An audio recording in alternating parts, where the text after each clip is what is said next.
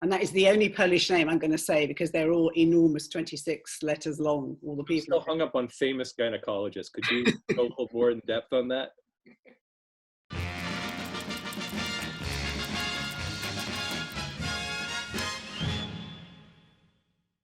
Hello again, and welcome to another Zoomed edition of Talking Pictures. I'm Mary Stack. And I'm Michael Dow. And we are pleased to bring you a motley mixture of visual treats for your viewing and consideration. Between us this week, Mike and I are going to discuss 3 films, 3 series, and just a mention of a couple of docs. And I actually watched 2 foreign films this week and 1 Brit film. And they were both historical biopics, very starkly different. And then 1 contemporary American movie, you'll be pleased to know. So the first one I watched was Becoming Astrid, which is a wonderful Swedish film. It's about Astrid Lundgren, the famous writer who penned the classic children's book Pippi Longstocking, and Alba August, who won't mean anything to most of us, but she is inspirational, playing the rebellious Astrid, who lives a hard but pretty happy life living on a large farm in rural Sweden. The family are religious and strict, but quite caring. Astrid is eager, however, to break free from the confines of her conservative upbringing and accepts an internship at a local newspaper, where she attracts the attention of the married editor, Blomberg, who's played by Henrik Rafaelsson. After she gets pregnant, and she's quite young when she gets pregnant by this guy, she's forced to leave her childhood home and goes to Copenhagen on her own, where she secretly gives birth to a son, Lasse. She has to leave him in the care of a wonderful foster mother, Marie, and then she travels to Stockholm to find work as a copywriter. Her family don't want to have anything to do with her at this point. She refuses Blomberg's offer of marriage and uses all of her paltry salary to visit Lasse. When Marie falls ill, Astrid is finally forced to connect with him, her son, and take care of him herself for the first time. And now they have this language disconnect because he's been raised in Copenhagen, she's been in Stockholm, so she has to use her imagination to make a connection and bond with this child. And this is when her flair for storytelling really comes forward.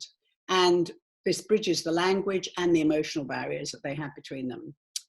So the triumph of her own life, sort of getting over these quite big obstacles early on, and finding courage to do so, she manages to kind of put all that into her work. And at the end of the film, she's got this great pile of letters from children, real letters, who are all very, very affected and impressed and wowed by her work. So I thought it was touching, credible, unsugar-coated view of life and of how really the human spirit can prevail against adversity. So recommended. So Mike, you've been at the opposite end of the fantasy spectrum, I think, in Hollywood, right? Yeah, though I had a couple of quick questions about that too. I like films that where imagination triumphs over one's reality. You know, as long as you earn that by the end, it sounds interesting. But where does the character come from? Does it get into where the character of Pippi? No, it doesn't talk anything about the actual, you mean Pippi Longstocking? Yeah. No. She's written apparently 300 books. She's voluminous writer, very successful. That's just the most well-known because it was translated. But they all seem to be finding courage. They're little letters from children saying, I didn't know I was capable of doing this till you showed me how to be strong and courageous. Okay. So I presume they're all, little Prince kind of stories where you can do your thing. Okay, so more of a character of the fantastic, so to speak. Yeah, interesting.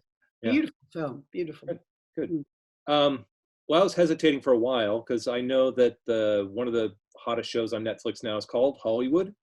And I don't know, I'm always ambivalent about those things because you worry about revisionist history and, how are they going to make what was interesting back then applicable to where we are now and that kind of thing. So I was a little slow to start watching the show, but anyway, so I've only so far gotten through 1 episode. And I'm still ambivalent about it, but it is really interesting. Basically, what I get from the show so far is that it's about two men, one black, one white, which of course very important in the period it's set, which is post-war Hollywood. And the white character, Jack, is a returning vet who's struggling to support his impending family. He takes a job at a service station, a very high-end service station, which is a front for a prostitution ring. Yeah, so servicing the rich. Yes, exactly. So it's one of those rather flagrant dark side of Hollywood kind of stories, which of course is endlessly fascinating. So it's an interesting plot so far. I imagine it's going to go a lot of other places. I have 6 more episodes to go. But the funny thing is that it has this weird subplot with the main character of Jack. He basically kidnaps Archie, who is the black character, who is a struggling writer in Hollywood and can't get a job or at least a screen credit simply because he's black. He kidnaps Archie, forces him, well, somewhat benignly forces him into this prostitution ring. And so they're both entangled in this, again, kind of dark aspect of Hollywood culture at the time. So it takes some weird twists and turns, and you're supposed to just kind of roll with it, which is a little strange. So that's what's happening plot-wise, which is usually secondary to me. I'm much more of a set design person and, what they call mise-en-scène, to be pretentious about it, right? That the set design is extraordinarily lavish.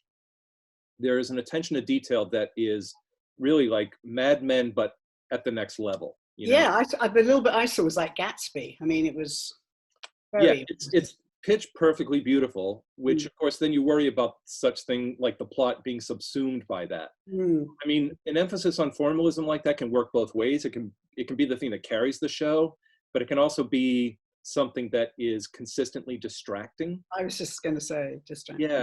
Yeah. And again, the show, I have to be a little cautious watching it. I can't watch it without being critical because it kind of plays a little loosely with fact and fiction. It interweaves like bit players, like Cole Porter shows up to have a tryst with one of the characters and that kind of thing. And so I would say that the set design is really beautiful. It's extraordinary, the way it's put together. But it seems as if this emphasis on formalism is almost, it feels, having only seen one episode, it feels like it's compensating in some way. So it kind of leans on sensationalism. So it tries to, how can I put this? Like the extreme visual design they're attempting to marry that to the kind of extreme dramatic punches. And if you watch the series, there are a number of little moments where it feels overly dramatic or overly sensational. Never mind the subject matter. And the ending, while it ends on a huge cliffhanger, it seems like too much of a cliffhanger, So it feels, just with the first episode, that they're still trying to find a tone and they're trying to find a balance with that, which is a little bothersome. And there's also a kind of breezy cynicism to the show that bothers me as well, I think by now most people know that the studio system back in the day was corrupt and misogynistic and, there are all these issues. And so it seems like it's retreading ground that it doesn't need to go over again and again. Well, it seems like they've kind of injected the Weinberg ingredient into the... Yeah, exactly. Well, yeah, again, so it would be a hot topic because that's something that people are thinking about, it's on everyone's mind. How long ago that was kicking around. Yeah, exactly. Great. So as I say, having only seen one episode, it's a reserved recommendation from me. Okay, so my second foreign flick this week took a little more effort to get into, but actually it proved worthwhile in the end. No pun intended, because it's called The Art of Loving. It's a Polish film based on the biography displaying the work and antics of famous gynecologist and sexologist Michalina Wyszlocka, and that is the only Polish name I'm going to say because they're all enormous, 26 letters long, all the people. I'm still hung up on famous gynecologists. Could you go a little more in depth on that? It is both a tale of her life and also the taboo topic of Polish sexuality. It is superbly acted and even humorous at times, darkly humorous sometimes, but it's above all human and very relatable.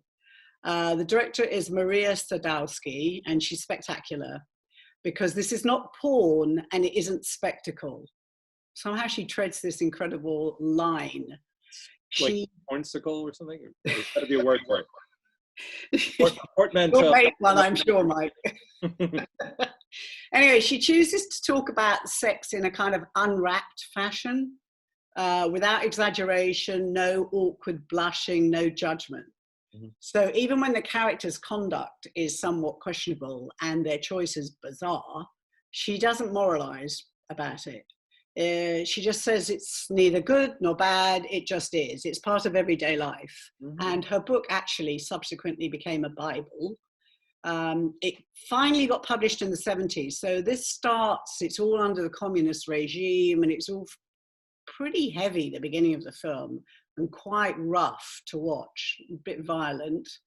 But despite all that, it finally gets published in the 70s and sold 7 million copies. So it pretty much deals with the unabashed story of a very strong woman who sees her body and soul as indivisible, and her mission in kind of making women understand that they can enjoy sex and how to go about it is unwavering. It's her mission. And it's quite funny because at the end she's lecturing to a group of young students, and they said, well, how much of you is in the book? I mean, did you have a lot of lovers? And, you know, they're very interested. She said, well, let us just say a blind man doesn't speak very well about color. That's what she says. Right. So anyway, so good opening to you, Mike. You saw Under the Skin. Is that right? Well, again, I want to follow up on that just a quick one. Yeah. So what's her name? I don't know the name. Who was it? Are we supposed to know who she was, or is she someone who's there? Well, I think probably in Polish culture, she's enormous. I mean, this book is a Bible, a sex Bible. Michalina Wyszlocka. Okay. That's her name. And she, you know. Spelled like it sounds? Michalina and Wyszlocka. Excellent. Thanks. Yeah. Great film. That's interesting. So, female sexuality seems to be our inadvertent topic for this episode, because I finally saw Jonathan Glazer's movie from 2013 called Under the Skin, which is one of those, you know, I'm ashamed to admit I hadn't seen it, and it's been, God, 7 years now, which is crazy. And it's phenomenal. It's absolutely phenomenal. It's a little bit in keeping with the last science fiction film I talked about on our last episode of Moon, but it's actually a little bit better. There's even a bit of a David Bowie connection, which I'll reference, and you can correct my pronunciation there if you need to. Anyway, so Scarlett Johansson stars in it, and I have to say, it's like I went for a while, maybe because she did so many Hollywood movies that I just kind of like stopped remembering how much I'm in love with her. But she's really extraordinary. Anyway, so she plays a character who, from what we can tell, is an alien. We don't know where she's sent from. We don't know exactly why she's on the mission she's on. So it's relatively speaking a fairly minimal plot. She basically plays an alien life force who takes on the guise of a young woman in Scotland. And the vast majority of the film is basically her as an alien seductress who seduces men back to her lair, which is this seemingly just crummy little apartment. Her lair? Her lair. L-A-I. Her lair. Yeah, her lair. Yeah. So she seduces these men, brings them back to her apartment, but the interior, how do I explain this without drawing pictures? The interior of the apartment is actually this liquid abyss. So these men walk in, and of course they're completely under her spell, and there's that, it's funny because the movie plays with that old Hollywood cliche of how do you know when two characters are going to bed together? You show the clothing on the floor, right? So they play with that a lot. So she seduces these men, and then these men disappear into some kind of like alternate dimension within this liquid abyss. It all sounds really kooky, but it's very well done. It's extraordinarily well paced. It really draws you in. It's a kind of a slow burn, slow reveal kind of movie, which sometimes can be annoying, but it's, for the most part, it's really good. Again, it's an elliptical narrative. It doesn't explain a lot, so you have to do a lot of active processing of what you're watching and put a lot of the pieces together. If I'm in the mood for it, I love movies like that. Because again, we don't really understand her motivation. She seems to be working for someone else. This man keeps following her and disposing of bodies and things. So this is weird subplot. So very little is explained. So what it's reminiscent of, if you know the movies of Michelangelo Antonioni, if you've seen L'Avventura or Red Desert, those great kind of existential Italian angst movies. And I was even thinking about this because Scarlett Johansson reminds me of Monica Vitti, which is a name hopefully more people are familiar with than probably are. But so that's kind of what I kept thinking when I was watching the film. And it would make a perfect companion piece to likewise another kind of puzzle science fiction movie, which is The Men Who Fell to Earth. Oh yeah. The famous Nicholas Roeg movie Yeah. with David Bowie that confounds me no matter how many times I watch it. But again, what's interesting, and I'll finish with this one point, is that like in that movie, she comes to Earth as an alien. She has a mission, but she becomes gradually seduced by consumer culture, seduced by this increasing sense of humanity. And so, you can imagine it doesn't necessarily end positively, but she does attain a certain kind of consciousness in an alien form, which again, it's very like interesting at this kind of time talking about that, because it's a real topic, how far you go with humanizing artificial intelligence. And I think it's kind of interesting. yeah, absolutely that, which again has that inverse effect of where we end up questioning our own consciousness, right? I hate to sound like a broken record, but of course we're still in lockdown. It's a severe word for it, but whatever, So I've been attracted to these alienation movies. I just can't seem to get enough of it. I'm not going for the Contagion movies, so I don't care about that, but just alienation as a physical or as a philosophical concept is important to me, Yeah.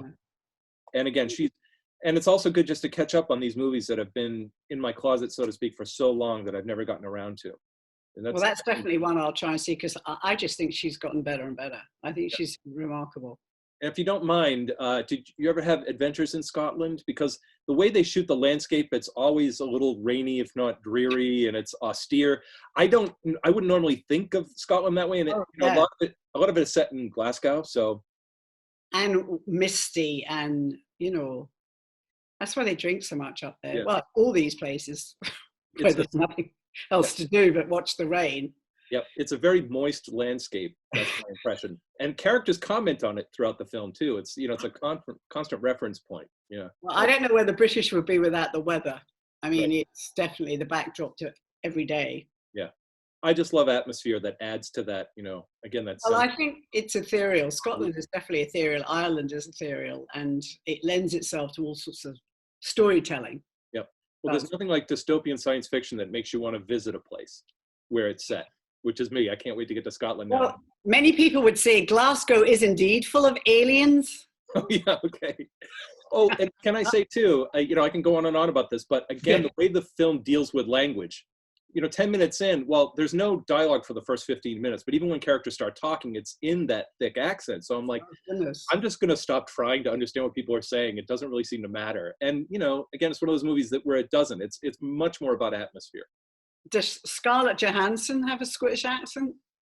She sounds like she has a British accent, but again, you're sitting there because again, well, the way she's presented in the film is, she's in this world, but she presents herself in a sense as an outsider. Not of this world, yeah. So yeah, she certainly doesn't have the brogue by any stretch, and I don't think that's just poor acting on her part. It's no.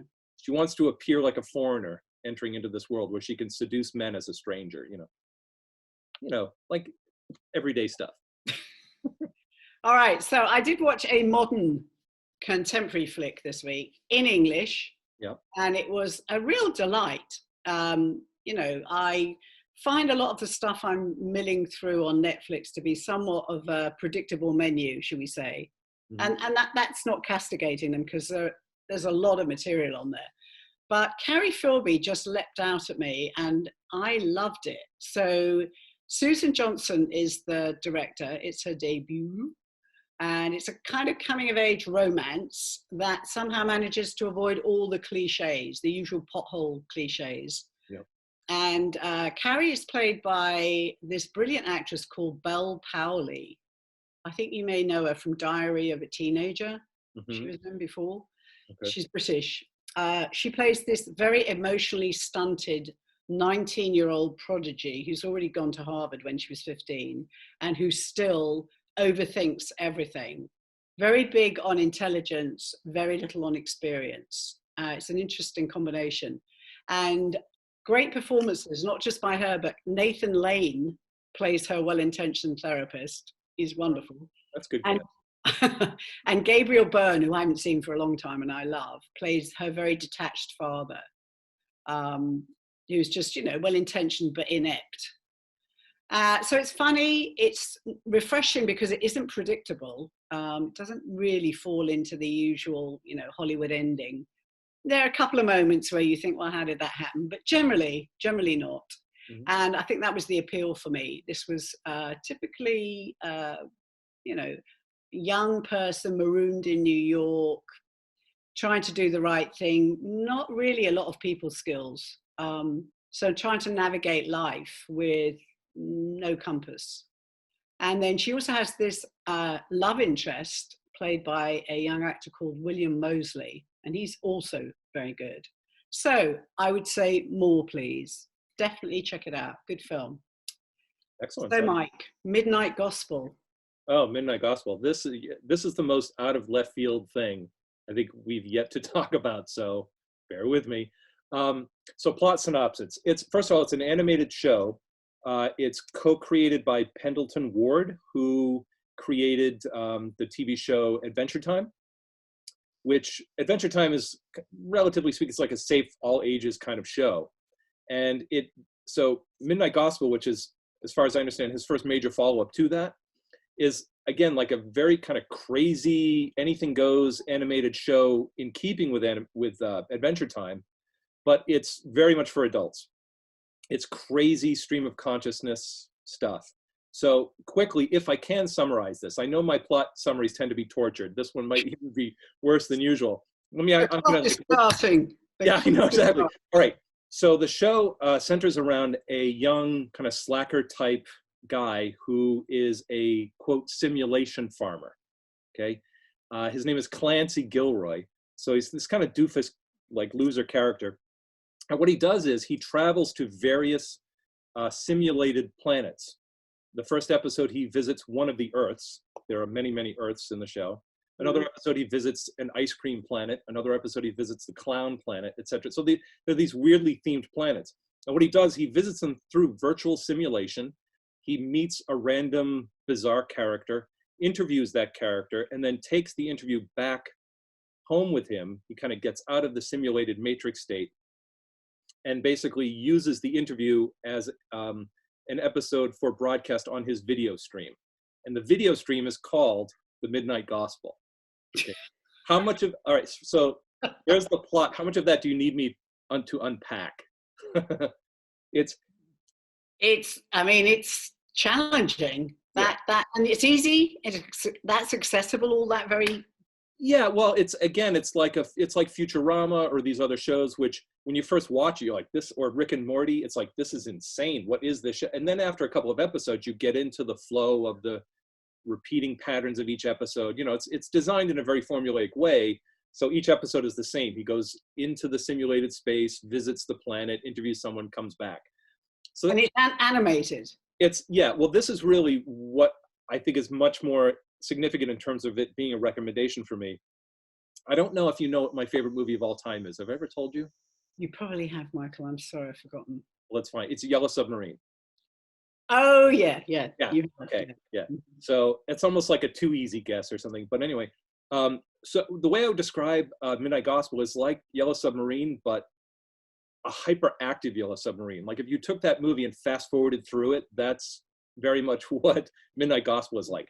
And that's, from me, that's like the highest possible praise as far as animation and design is concerned, because the show is insane. Like every image is so extraordinarily well realized and well designed.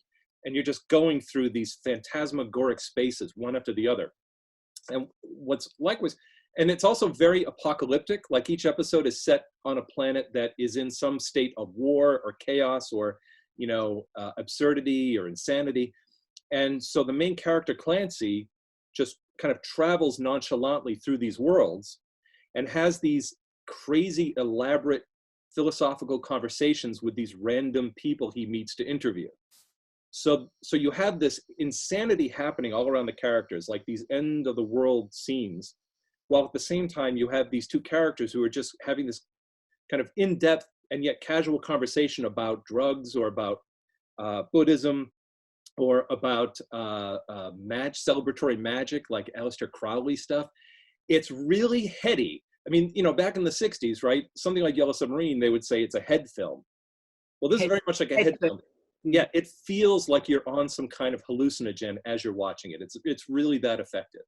I get excited kind of just talking about it. So a couple of questions. Just one, it's an unfortunate title, I think, because I just don't get why they called it that. But the other thing is, what is the purpose of this guy going to these different planets? I mean, is it for his own individual blogging?